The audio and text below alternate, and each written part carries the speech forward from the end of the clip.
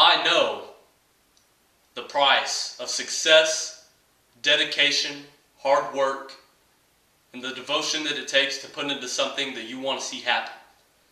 That is a direct quote from Frank Lloyd Wright himself. I have read many books on Frank Lloyd Wright. I've even built models of his buildings. He had a memorable life. He followed his dreams while others followed him. He was one of the most influential and interesting architects of all time. In the book, Wright talks about his childhood. His mother swore that she would bear a son who would grow to be one of the greatest architects of all time. So she raised him that way.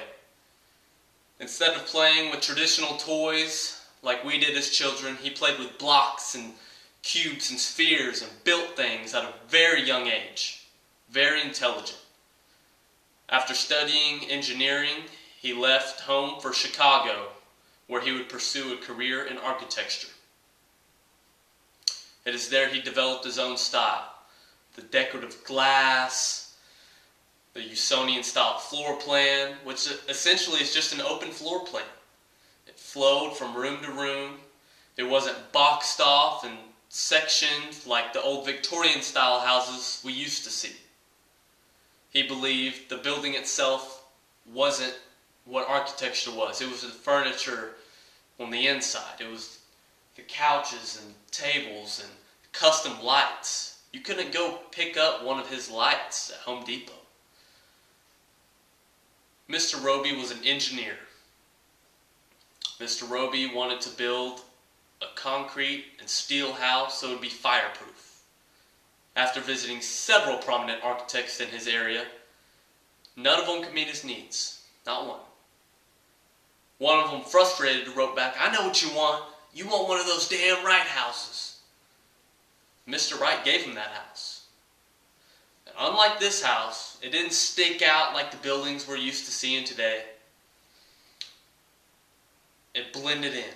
It was organic. The colors of nature, earth tones. Pfeiffer's book states that the Roby House was a new era in residential architecture. As his fame and fortune grew, his life grew just as interesting as his architecture. He would carry a cane around. If you didn't agree with him, he hit you right on the head with that cane. He was always right, just like my mom. In court one time, and as he swore in, "So help me God," he replaced God's name with his own. He felt he was that great. Another story, and the New York Daily Times has an article about it. He was in Chicago working on a project. His mistress in one of their other homes was having a dinner party with her children, guests came over. Their personal chef was to prepare the meal.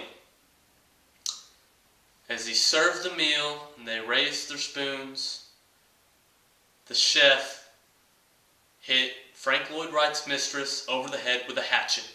Killed her. Killed a couple others violently. Locked the rest of them in. Burned the whole place down. Killed everyone, including himself.